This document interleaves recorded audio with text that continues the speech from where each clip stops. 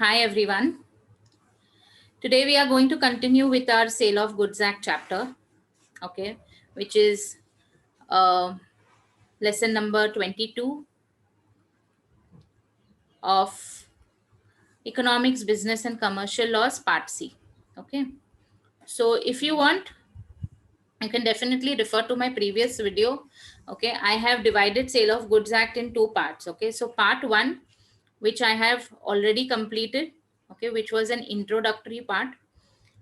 In which I have discussed these following, I have made an index for this chapter in which I have already discussed that SOGA Act, the introduction of this act, which is, we are talking about transfer of movable property under this act. Then the contract of sale of goods and agreement to sell and how they are different. Defining the goods and its classification, whether the goods are the existing goods, future, contingent, the price for which we are supposed to pay. The price is the consideration which is important for forming the contract of sale. Section 12, which talks about conditions and warranties which are attached to the goods which we buy. Okay. Then when there's a condition, sink to the level of warranty. Conditions and warranty are a very, very important topic, okay, in this chapter. Okay, conditions and warranties are stipulations which form a part of the contract. Okay, conditions are essentials for forming the contract. Warranties are they are kind of related. Okay, they are not that essential, they do not form the basis of the contract, but they are attached to the contract. Then we have certain implied conditions and we have implied warranties. Okay, so for all this you can definitely refer to my first video, part one, which is of Sale of Goods Act. Now today, okay, we are going to revise, we are going to a little bit, again touch upon implied conditions and implied warranties. Why? Because our next topic, okay, for today, which is the doctrine of caveat emptor, you will be able to understand that only with the help of understanding implied conditions and implied warranty.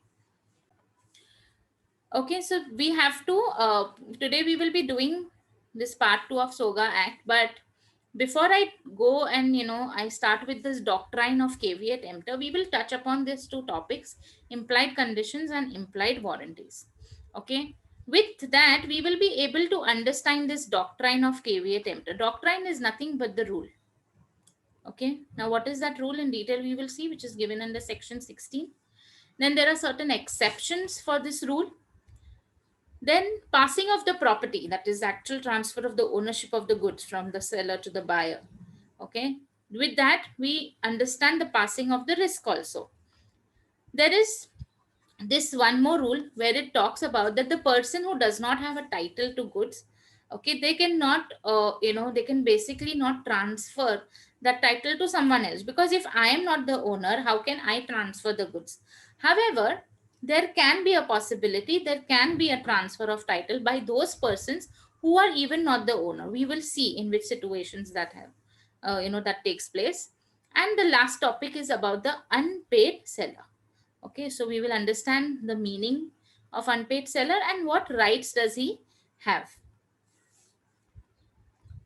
Okay, so moving on to just understanding the implied condition and implied warranty.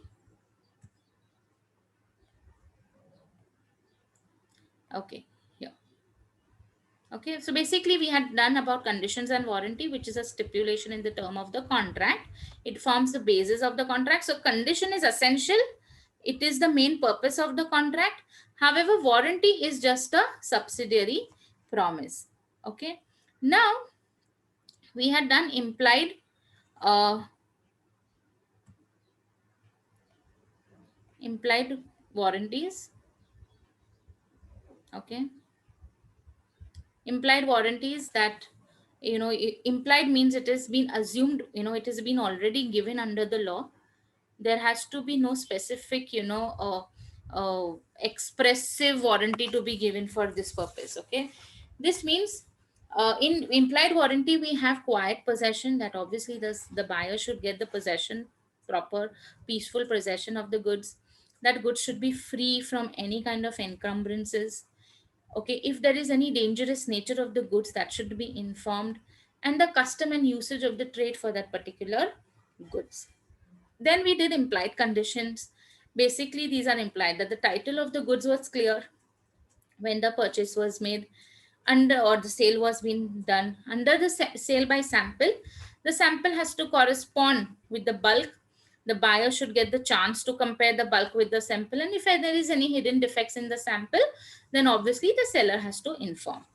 Then sale by sample as well as description. In that case, the goods, okay, the bulk should correspond with both.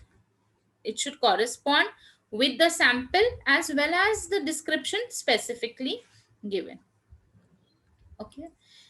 Then we did the last one was sale by description. If it is a sale by description, goods must correspond with that description. It should be of a merchantable quality. That means it should be resellable. Like if I go and sell that product in the market, it should be merchantable.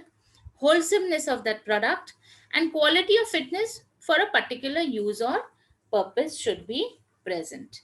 Okay.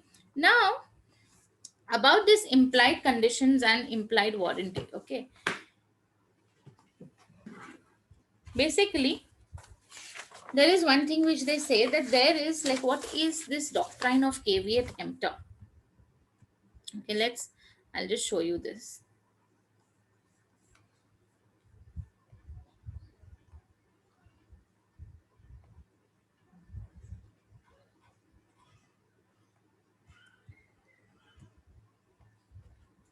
Okay, caveat emptor.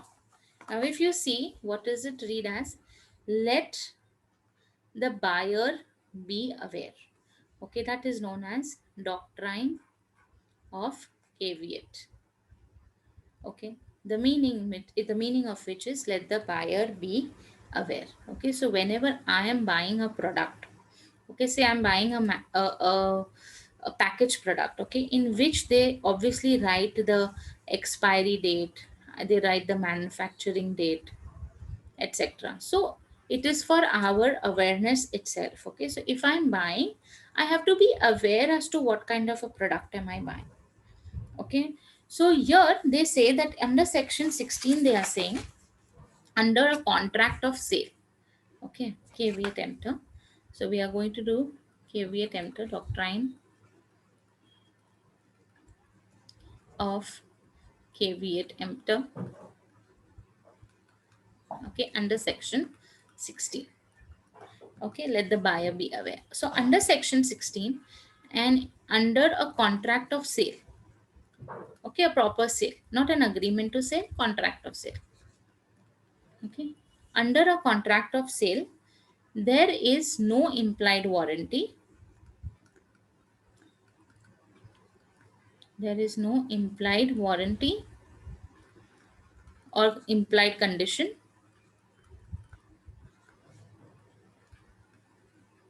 Implied condition with regards to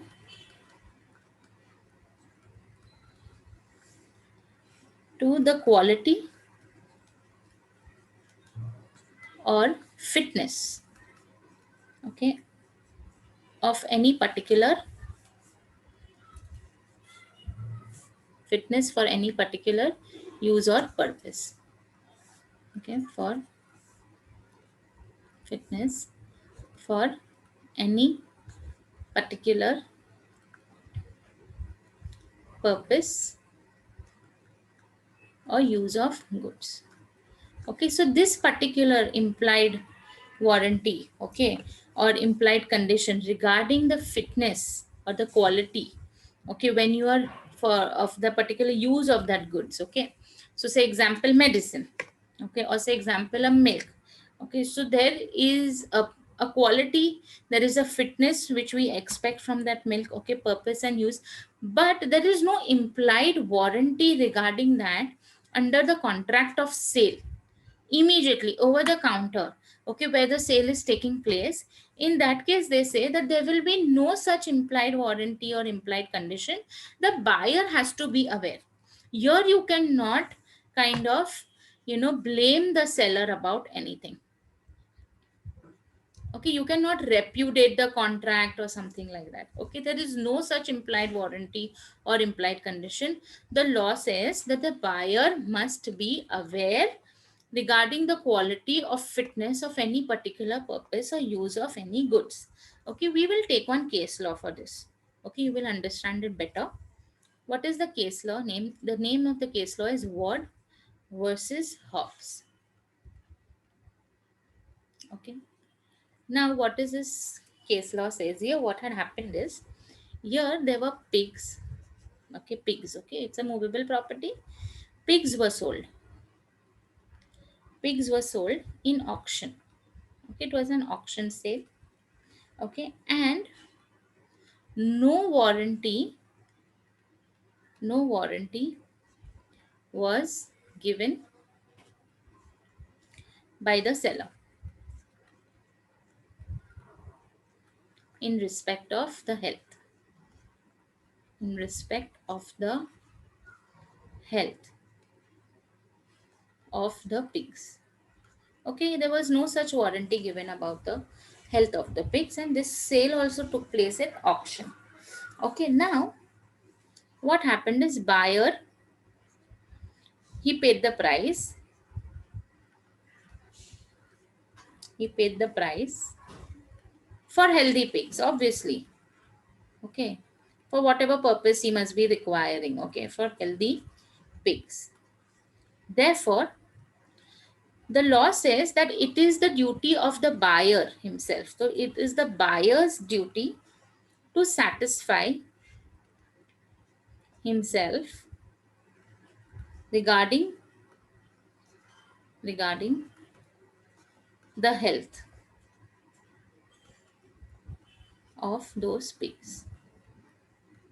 Okay, so if the buyer is buying, then it is the duty of the buyer himself to see about the health of those pigs. Okay, now what had happened is, here, when the case was so that when the buyer purchased this pigs, they turned out to be unhealthy in nature, and when he kept these pigs along with the pigs which he already had, all the pigs died because of this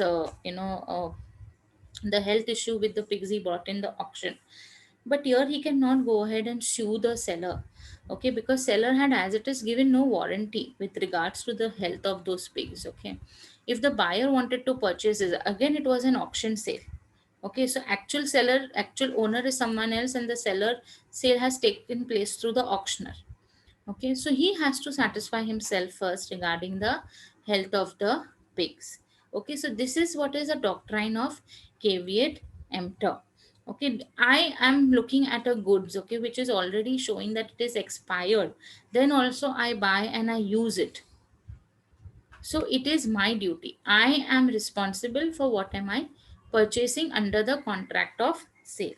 However, there are certain exceptions given in this law. Okay, exceptions under section 16. Now, what are those exceptions? First, seller, okay, he makes a false representation. He purposely says that no, it's absolutely fine. The pigs are of very good health. Then he's saying that I'm not taking any warranty regarding the health of the pigs. Okay, so if the seller is making a false representation, then yes, okay, then you cannot say that no, it was buyer's duty only, he should have been aware. No, then here we will hold the seller responsible. When I talk about exceptions under section 16 means, here you can say you can hold seller responsible. In doctrine of caveat emptor, the buyer should be aware. My buyer must be aware. Okay.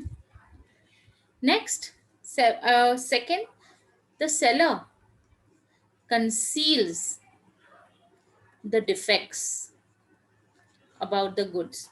Okay, which are not visible and cannot be examined.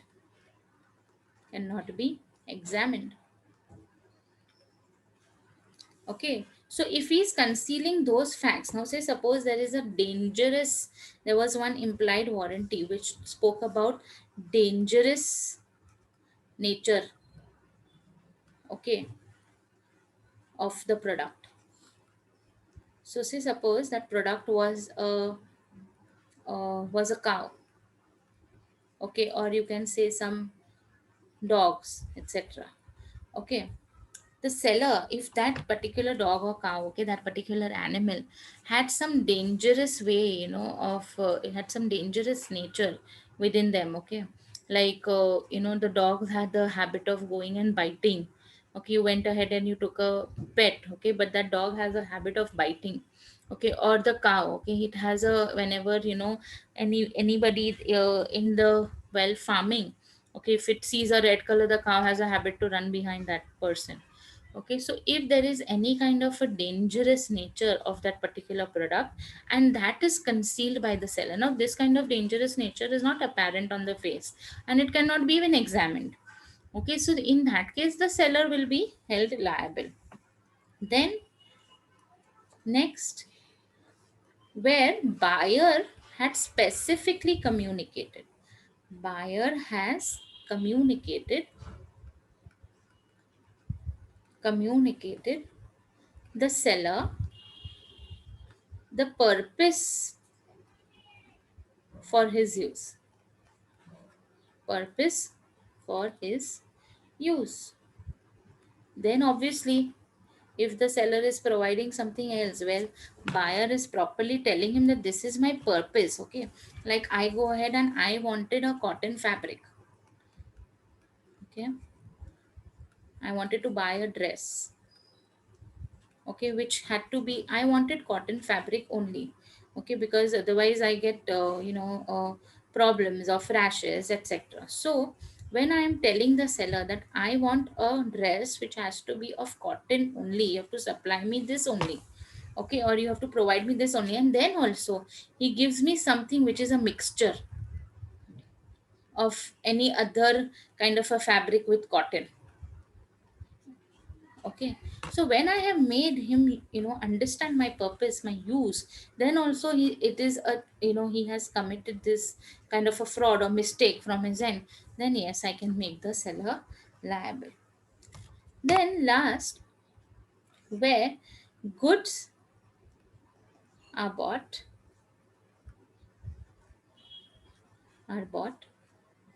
from the seller under description. Under description means you have not gone ahead and you have not seen that, you're just describing the goods, and that seller sells goods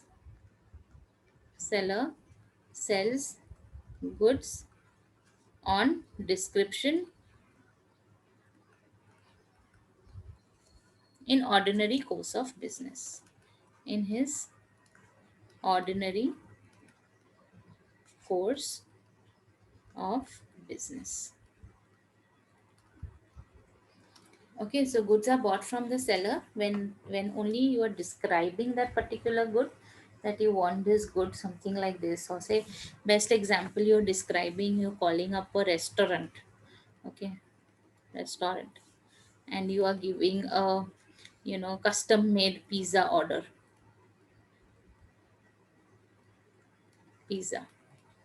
Okay, so it is a description, no, there is no specific goods, right? So you're describing that particular pizza, what you want, what you don't want, okay, you are making him understand that. Okay, so the seller is selling that, and he does this on ordinary course of his business. This is his business, it is his business to make custom made pizzas. Okay, so say tomorrow what you had ordered and he has sent something else, obviously you will return it. Correct, no karte hai na hum ye. Okay, so this is very much related to what our day to day kind of transactions which we do. Okay, so this is doctrine of caveat emptor. It is very important from your exam point of view. Okay, they can ask you this question for either 5 mark or 4 mark, where they will ask you to explain the doctrine of caveat emptor under section 16. Okay, and after that giving the exceptions under section 16, exceptions to section 16, you can say exceptions to section 16. Okay, I have given that all in my notes. I will be taking you all through that as well. Okay, so now I'm moving to the next topic, which talks about passing of property. Okay, so the third topic is passing of property, which is also known as transfer of ownership. Okay, so when does the ownership get transferred? We have to see that. Okay, so I went to a mobile store and I just bought the mobile phone, and they gave me a particular bill, a voucher, and they gave me the phone. The property is passed there and there, so it was specific goods, correct? So in case of specific goods, okay, specific goods, the property, okay, this is how law language it is. Okay, the property in these goods passes to the buyer as and when the parties intend to pass, or with their conduct between the parties and the circumstances of that situation. Okay, so in case of specific goods, there is no problem only at all. It is specific, it is already ready, okay, existing. Okay, so it will pass as and when the intention of the parties is between buyer and the seller.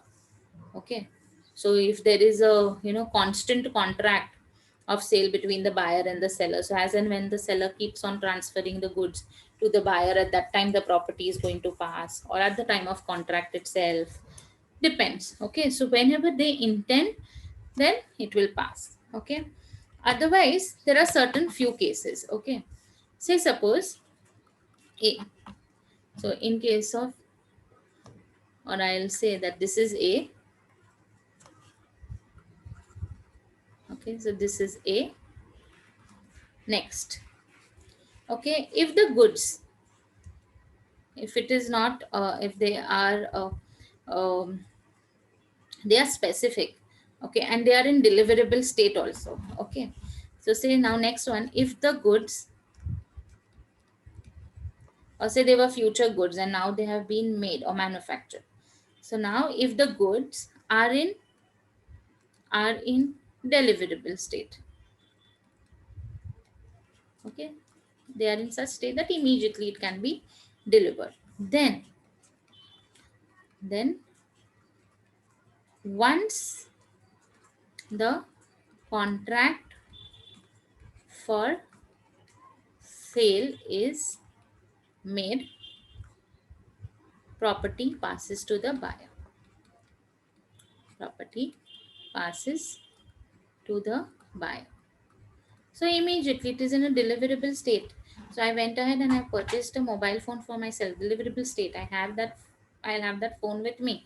So once the contract for sale is made, the property will pass to me. I'm the buyer.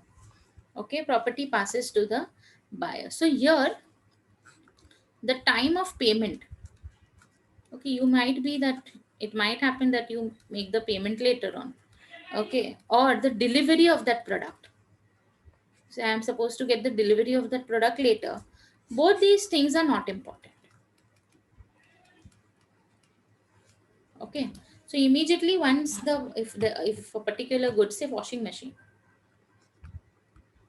okay, it was in a deliverable state when I went to Vijay Sales and buy. Okay, so they made an invoice in my name.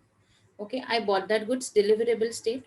However, I received the delivery of that particular washing machine in the evening. The time of payment was at the time when I paid at the counter itself of Vijay Sales. So time of payment and delivery does not have any importance regarding to the passing of the ownership. Once I made the contract of sale, the invoice was in my name. That particular washing machine, I am the owner of that. Okay. Next.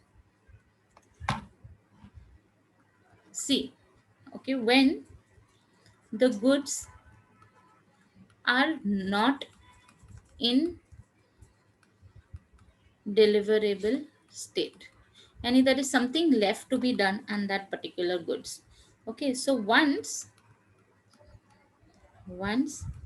the thing is done and buyer is being informed and buyer has a notice that yes, now they are in deliverable state, and the buyer is also being called up or being informed that yes, now your goods are in deliverable state, kindly come and take in the delivery or I am sending the delivery. Okay, so it can be that there is some particular product. Okay, the goods are ready. Say suppose the goods is say sugar. Okay, the goods is ready. Okay, it's a very big bulk order, but they had to be packed. So they are not yet in deliverable state. Okay, they had to be made in packets of half kg. So yet it is not in deliverable state because packaging is left. So once they come in deliverable state, once that packing is done, okay, and the buyer has been given a notice about the same, okay, either buyer is present standing over there, okay, and the buyer has been given a notice over the phone or anything, then it becomes a property of the buyer. Okay. Next is they are in deliverable state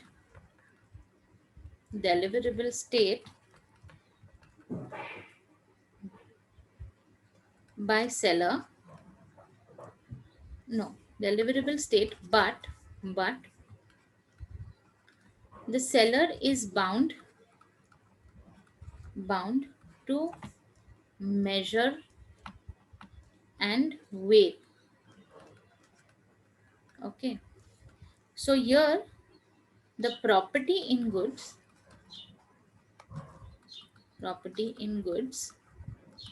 does not pass until such thing is done by the seller. So here the goods are in deliverable state, okay, and seller is yet, he is not yet measured it, not yet weighed it. Okay, so here the property in goods will not pass until the seller finishes the same. Then one more is, okay, A, B, C, D. Okay, sorry, this is D.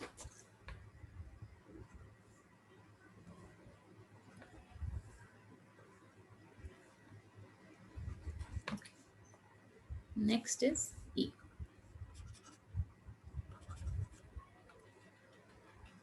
Okay, here goods delivered to buyer on sale or approval basis. Okay, you all must have heard this word sale or approval basis. Means what? The seller keeps on sending some goods to the buyer, telling him that you try to sell my goods. The ones which are sale, it is means approved, not a problem. The ones you are not able to sell it, you can return it back to me. Okay, so sale or approval basis. So here in this case, okay, when does the property pass to the buyer? In that case, where the buyer signifies his acceptance to the seller. Okay तो seller बोलता है अरे मैं आपको goods बेच रहा हूँ, आपको भेजता हूँ मैं, आप सिर्फ देखो. Okay, I am just sending it to you, you see it. Okay, if you like it you accept it. Okay, you let me know. If you do not like it you can return it to me. Okay, so sale or approval basis. So if the buyer has signified his acceptance to the seller, then the property will pass to the buyer. And or the buyer retains the goods. Buyer retains the goods without even rejecting them, without specifically rejecting them after the expiry of the time fixed. Okay, so there is some time, no? You cannot keep the goods for years, no? There is some time in within which you have to approve it or reject it. So you have not even rejected and you have kept the goods with yourself, okay, and the time which was fixed has already been expired. So in this following all these cases, the property in goods will pass to the buyer. The transfer of ownership will take place from the seller to the buyer, which is very important. That is what we are doing in this chapter, okay. Sale of goods act, that is transfer of goods, transfer of property in goods, movable goods, okay. So when I understand that whoever is the owner, obviously the risk is also of that particular owner only. So if I'll understand this passing of property or transfer of ownership, I'll be able to understand the risk, passing of the risk, okay, from the seller to the buyer, okay. So the next topic is passing of risk, ठीक है ना, passing of risk, okay. Generally what happens is goods are at seller's risk only, seller's risk, until the ownership, what we just did above, until the ownership is transferred to buyer. Till then the seller will be at risk. So tomorrow if something goes wrong with those goods, there's some fire or the goods is lost, or somebody came and stole it, etc., everything will be at the seller's risk, okay. But once the ownership is transferred to the buyer, then buyer is at risk, okay. Whether the goods are delivered or not delivered, are delivered or not, okay. So even if the goods are not yet delivered to the buyer, but the ownership has already been transferred to the buyer, okay. So say ownership was already in the name of buyer and the goods are still in transit, they are yet on the way, and something went wrong, there was a fire, okay, or the goods got lost, the buyer will be at the risk because ownership was already with the buyer, though he did not yet receive the delivery of the goods. However, if the seller himself, okay, specifically agrees to be responsible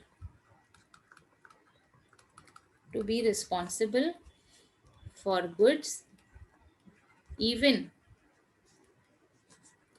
after the ownership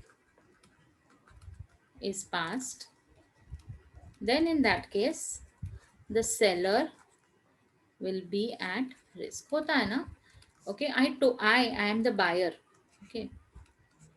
I have bought some gold biscuits, okay, from the seller. I have already done an online payment, okay, and so my property in goods, okay, the transfer of ownership has already taken place. Now the seller is telling me कि मेरा एक आदमी है mister टिंग, okay, मैं उसके उसके हाथ से ना तुम्हें भिजवाता हूँ. आई टेल हिम ऑल्सो कि यार ये ऐसा क्यों, you only come no and give, और इधर I will come and I take the delivery. नहीं, no no no, this fellow is very good. Now they लेके ही रैन अवे, ओके. सो मेरा तो नुकसान हो गया ना यहाँ पे. बाहर बोलेगा मैंने तुम्हें बोला था कि मैं आ जाता हूँ लेने के लिए, तुमने इसके हाथों भेजा, देखो ये चला गया, अभी मिल नहीं रहा. तो तभी अगर सेलर बोलता है कि नहीं नहीं, भले ही property in goods in pass to you, but something goes wrong tomorrow, I will be responsible. If the seller is specifically agreeing to take those kind of responsibility, then the seller will be at risk even if the goods have passed in the name of the buyer. All right, so this is about passing of risk, okay. Moving to my next topic, which is transfer of title by person not the owner. Okay, now there is one Okay, legal maxim, there is one legal law which talks like this: nemo that quod non habet. Okay, means what? The one who does not have the title cannot pass it to the other. Nemo that quod non habet. Okay, one who does not have a title cannot pass one. Okay, cannot transfer one. Okay, so this is the rule, this is the maxim. Obviously, if I am not the owner only of that particular goods, okay, how will I transfer that ownership to the buyer? Okay, but there are certain exceptions to this particular legal maxim. Okay, first, A, sale by mercantile agent. Mercantile agent का तो काम ही है, he works on behalf of the principal, so the owner is basically the principal. Owner of the goods is the principal, but he has appointed his agent to work on his behalf. So though he does not have the title, but he can definitely transfer it into buyer. B, sale by co-owner. So if there is a co-owner, obviously that co-owner also has a right to transfer the title. Then C, sale by a person who is in possession, okay, possession of goods under voidable contract. Under voidable contract. Okay, that means the buyer has already got some goods which are not, as per the, kind of, order which he gave. Okay, so buyer is already in the possession. Okay, or the seller is in the possession, and then the contract is voidable by the aggrieved party. It can be cancelled by any of the aggrieved party. Okay, so if I'm in the possession only of that particular goods and that contract, okay, so buyer and seller, see here, buyer and seller had entered into a contract of that particular goods. Say that goods is a car. Okay. Hmm? So that entered into a contract. Okay. And that contract has now become voidable. Voidable contract. Okay. It can be, okay, voidable at the aggrieved party. Okay. So in that case, whoever has the possession, sale by a person in the possession. So aggrieved party will say is having this possession. The buyer is the aggrieved party and he is selling it. It's fine. Or the seller is selling it. He had the possession of this car. And the contract is voidable due to some or the other minor mistakes which must have happened. And the contract is not a valid contract. It is becoming voidable at the choice of the party. And if it is yet in the possession, it can be now sold. वैसे भी क्या करेंगे रख के ऐसा. Next is sale by seller in possession after sale.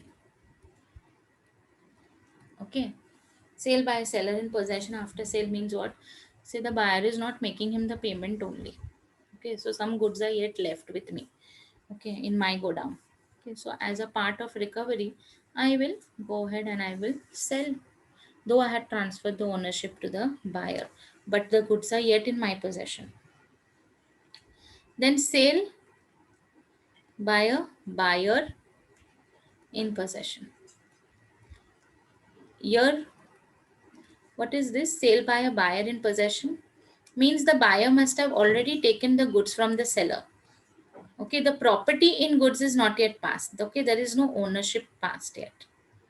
Ownership not passed. Not passed to buyer.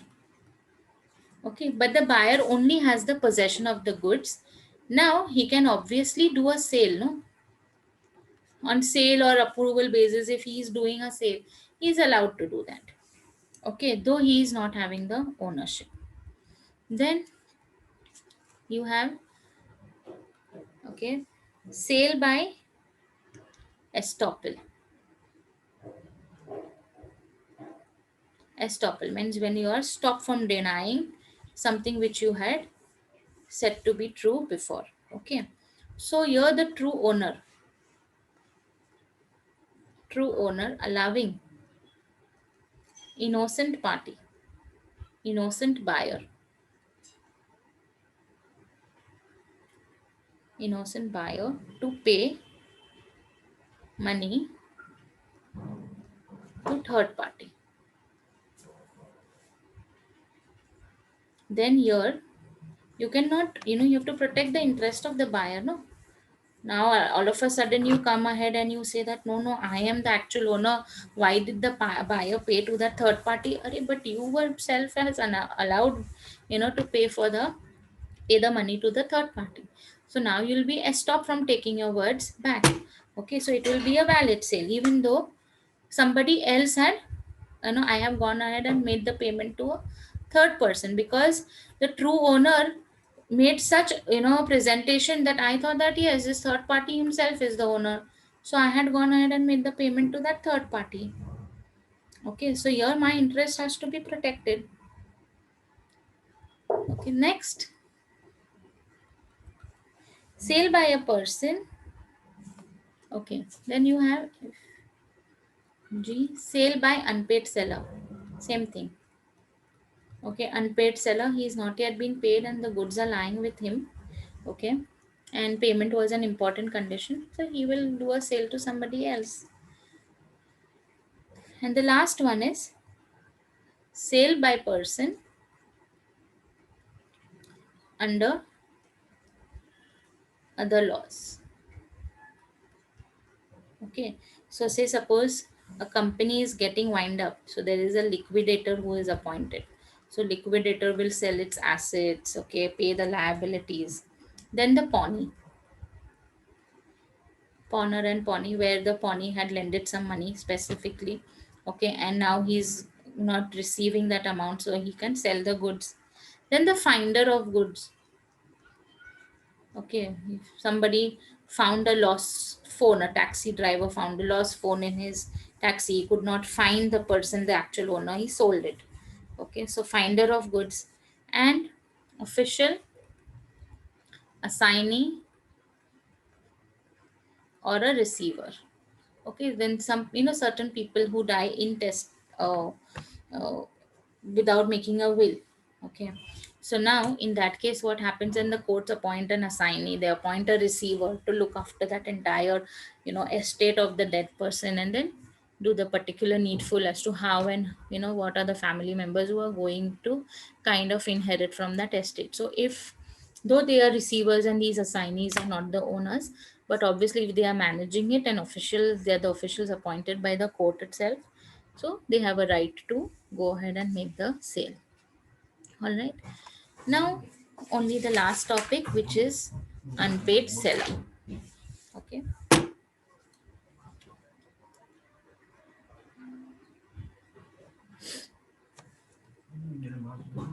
Okay, unpaid seller. Let's understand the meaning first. What is the meaning of unpaid seller? Unpaid seller is a person when whole of price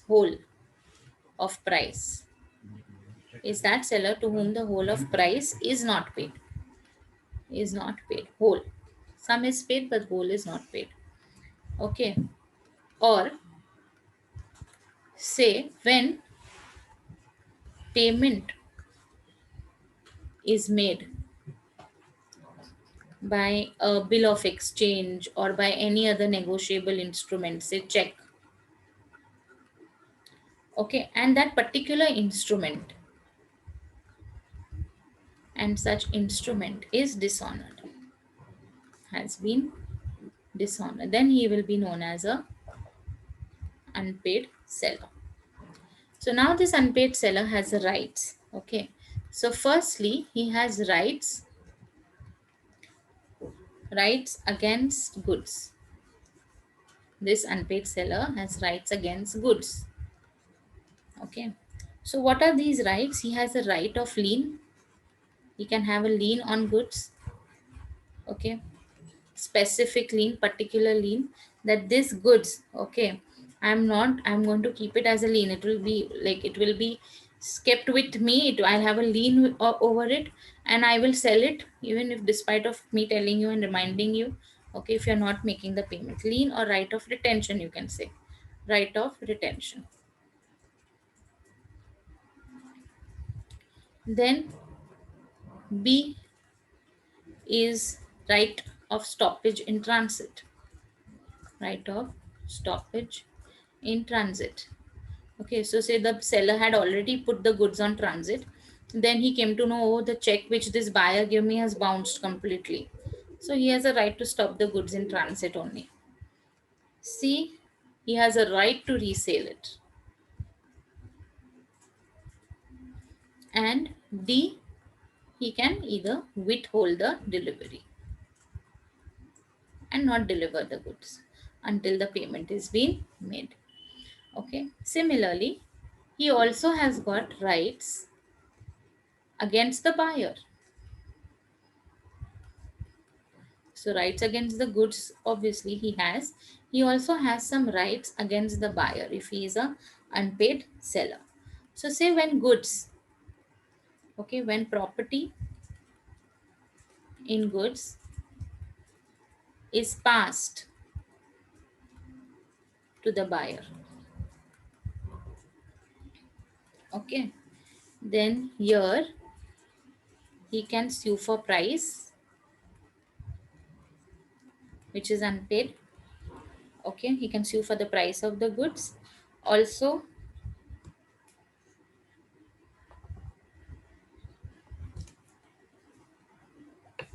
okay, he can sue for the price. And when,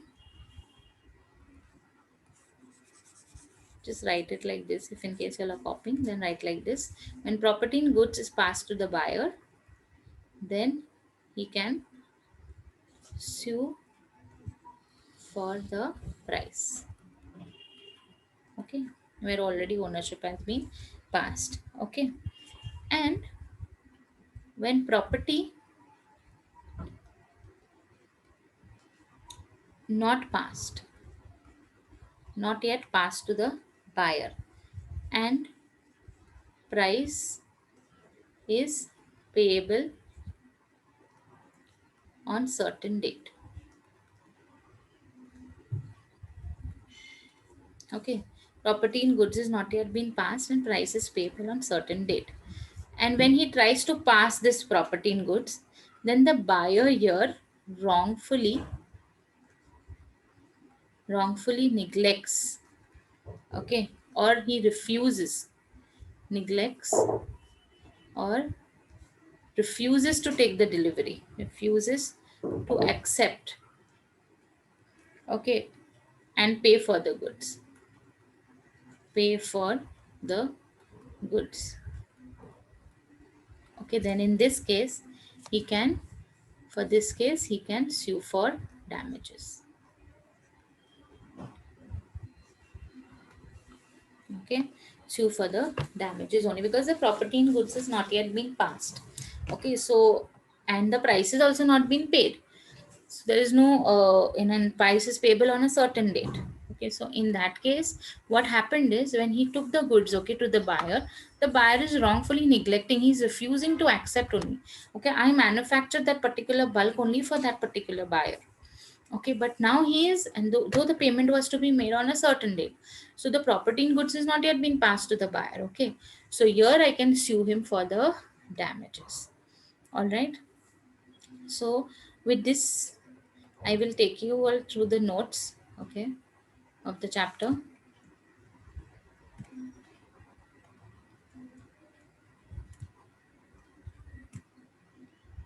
Quickly, we'll just move through this entire chapter.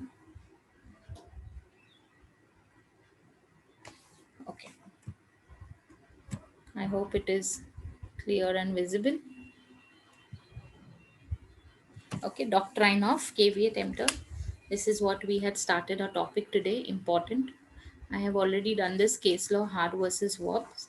Okay, and the exceptions to section 16. Then you have the transfer of property in goods. What does it mean? okay, and who shall bear the risk of that particular property.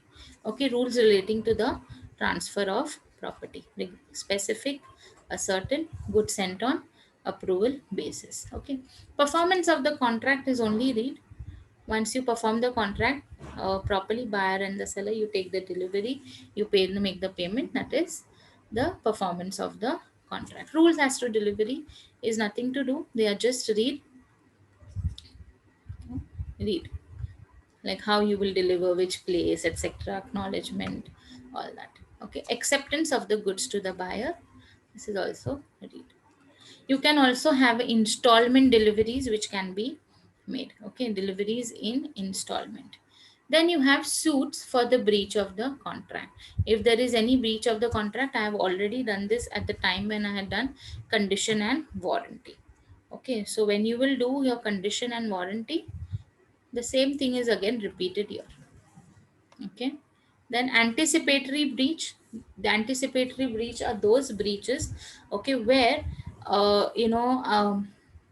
kind of I have already anticipated that the particular seller is going to breach my contract. So here if you see this, where either party to the contract of the sale repudiates the contract before the date of delivery only, okay, then the other party may either treat the contract as still subsisting and wait till the date of the delivery thinking that he might change the mind, or he may treat the contract as rescinded, cancelled, and then sue for the damages of the breach. Okay, that is known as anticipatory breach. Then unpaid seller and his rights of the unpaid seller against the goods, and other provisions regarding to the lien and rights of the unpaid seller to the buyer.